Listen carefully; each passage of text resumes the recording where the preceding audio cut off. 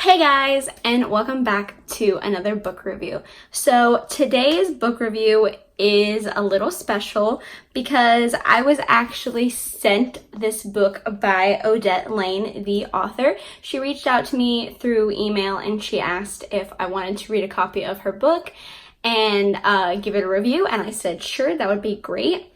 I just wanted to let you guys know that I was sent this book for free, obviously, but that does not change my thoughts or opinions on the book. I let her know that my review would be 100% honest because I can't lie to you guys. Obviously, I have very strong feelings about horror books and I don't want to lead you guys astray. If I like a book, I like it. If I don't, I don't. So I did just want to give a disclaimer. This was sent to me, but that doesn't mean that I'm going to give it a positive review because it was sent to me. But I did want to say thank you to Odette Lane for sending me a copy of her first debut novel, Don't Follow, which is what we will be talking about today. As I said, the books don't follow. At first, I did not understand the cover, but it makes so much more sense when you read the book. Because I was kind of looking at it and I was like, a glass, a hand with flames on it. What?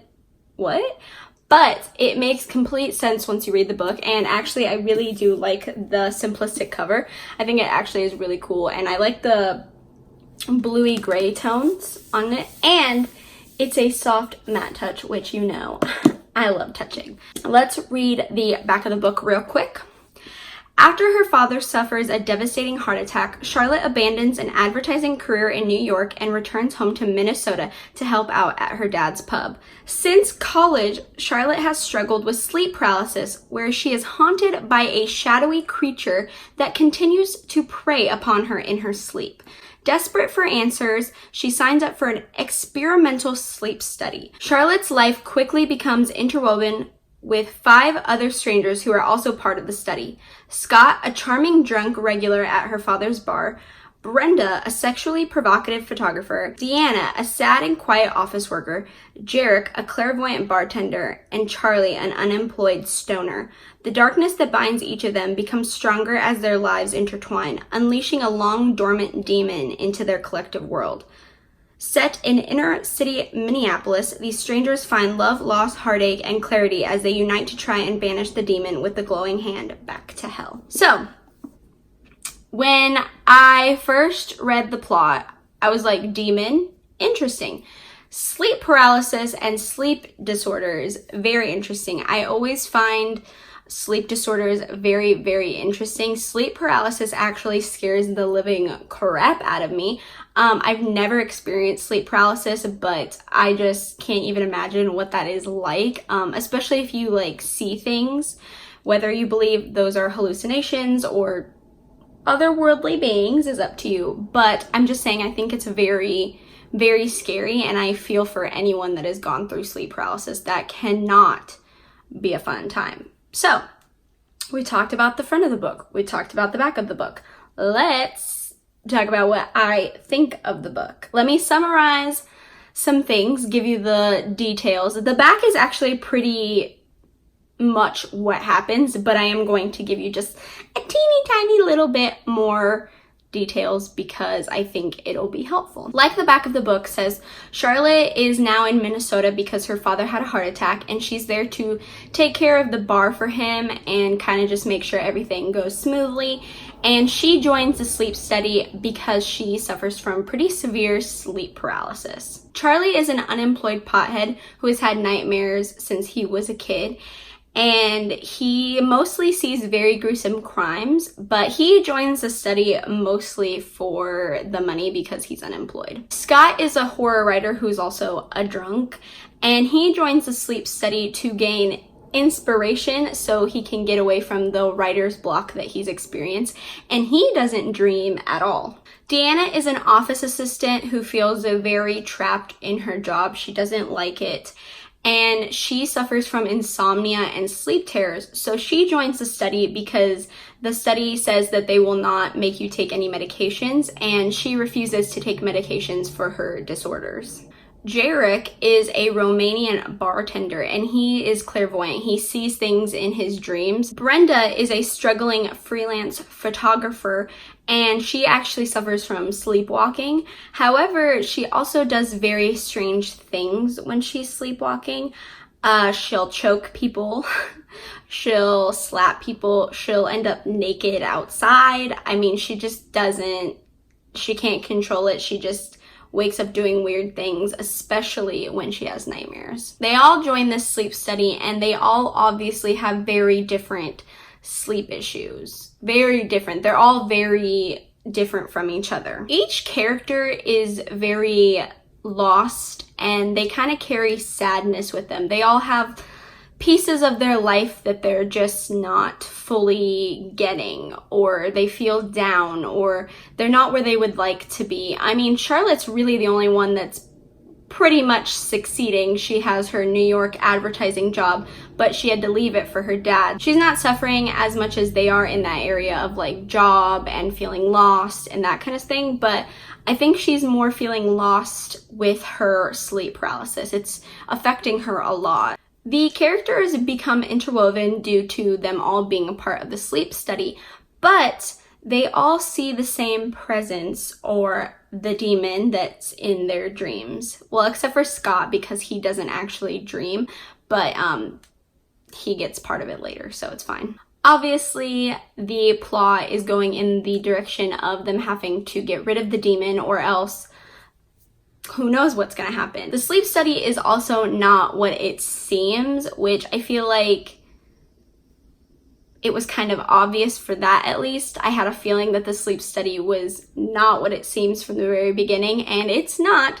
I'm not going to tell you what the sleep study is about, but let's just say it's not your typical sleep study, which makes a lot of sense because they were getting paid like $300 a week to participate, which is like, for an experiment, that's insane. I mean, they're getting paid like a total of $3,000, I think, which is why a lot of them wanted to sign up because, I mean, extra money, wow.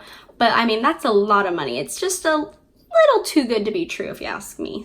Okay, so that's all I'm going to tell you about the plot. It's a pretty straightforward plot, honestly. There's a lot that I haven't said, but that's just because I don't want to give anything away. There's some, secret things in there that I can't tell you, but that's pretty much the plot. The one thing that I loved about this book is the character development. The author puts so much effort into developing these characters. She develops them almost every chapter. They're always changing. There's always something different with them.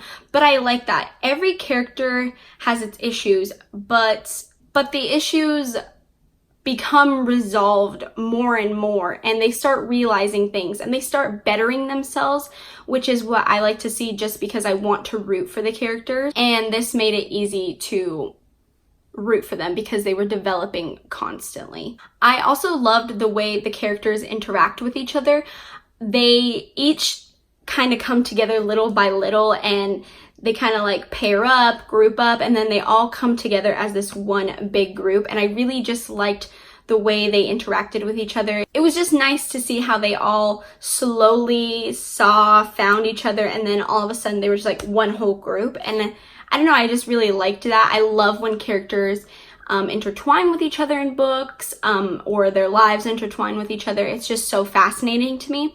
And I think this book does a really good job of slowly integrating the characters and then just like pushing them all together into one big group. There's also a dog involved in the book, which got bonus points from me because any book that has a dog in it makes me extremely happy. I love dogs. I just love seeing dogs in books because I just love dogs so much. So when the authors put dogs in, it just makes me extremely happy. And especially when there's a good outcome with the dog and something bad doesn't happen to the dogs, then I like it even more. So bonus points to you for putting the dog in the book. Like I said, I really like the concept of the book. Obviously, nightmares, sleep terrors, sleep paralysis, they're all very scary, real things. I mean, they're real. People suffer from sleep paralysis daily, I'm assuming. It's very common from what I've heard. And I don't know, there's something about it that freaks me out. Not so much the nightmares and sleep terrors. Maybe if I had them more reoccurringly, like if I was suffering from sleep terrors every day, maybe then I would be more scared of them. I hate nightmares. I hate that feeling when you wake up and you kind of feel like you died in your dream. I don't know if that makes any sense, but there's just something about it that's very scary. But sleep paralysis is on like a different level for me. The fact that you can't move your body because your brain is more awake than your body is, I don't know, that freaks me out. I don't like that. Again, like I said, I feel for anyone that goes through sleep paralysis. I can't imagine it.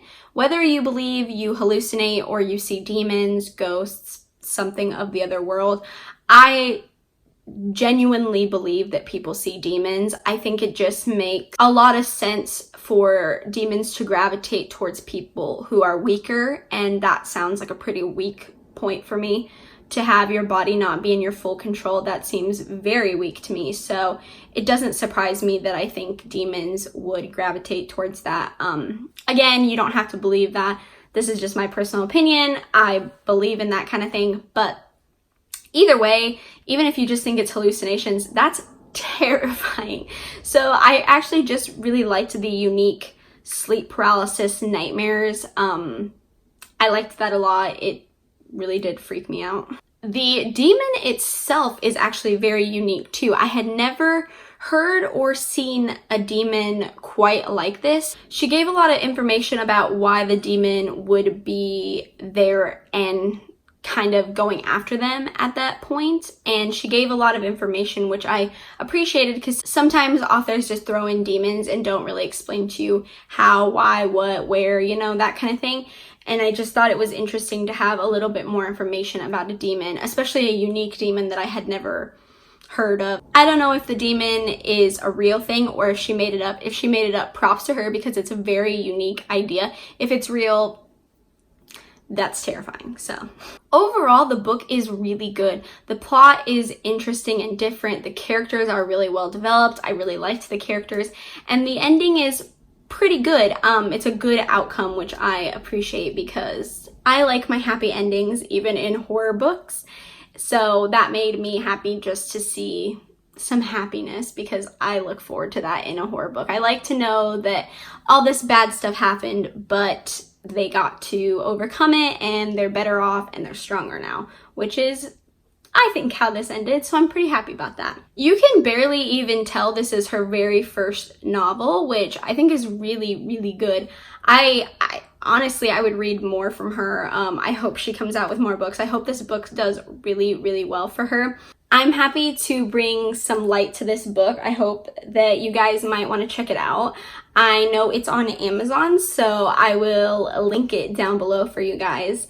But yeah, I'm really, really happy with this book. I am so thankful that Odette sent it my way. Thank you again if you're watching this video.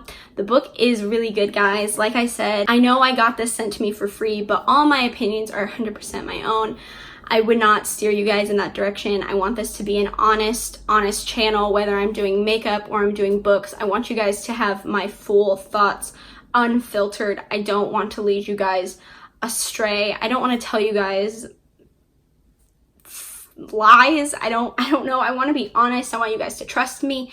And just because I got this sent to me for free does not mean I didn't love it. I really did. It was very enjoyable. It freaked me out a little bit at one point. I was laying on my bed reading, and at one point they were talking about a shadow on the wall, and then out of the corner of my eye I saw a shadow and I jumped, and it was my dog, Letty. She came up to me.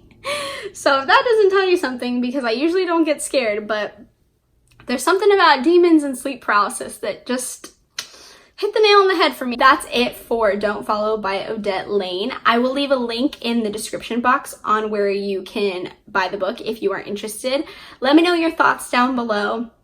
If it sounds like something you would enjoy or you want to pass on it. I think it's something that a lot of people would want to read. Sleep paralysis is just it's a hot topic. A lot of people like to learn about it and hear about it. So I really hope you guys enjoyed this video. Feel free to give it a like, subscribe to my channel, and I hope I see you guys in my next video.